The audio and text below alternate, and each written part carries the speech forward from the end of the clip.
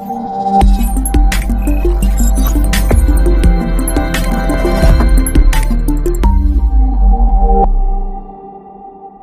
lunedì 5 ottobre alle 20:40 si parte, 10 trasmissioni, una durata di un 15-20 minuti l'una, per trattare i temi che riguarderanno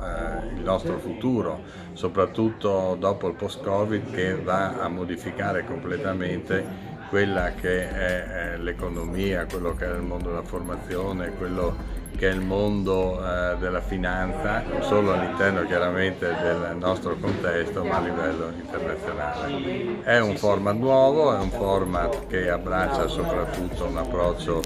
mediatico con due partner importanti come Telefriuli e come Messaggero Veneto.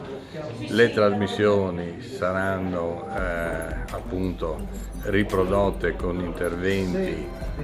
di contributi di personaggi conosciuti a livello nazionale, internazionale, ma anche con le nostre istituzioni, con i nostri imprenditori. Pre-Covid avevamo ritenuto che il format dei convegni, dei congressi, degli incontri fosse un format superato e già allora avevamo pensato di utilizzare degli strumenti media.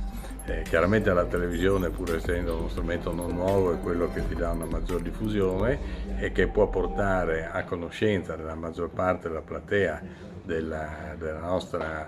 popolazione regionale quelli che sono i contenuti che vogliamo affrontare in questo Future Forum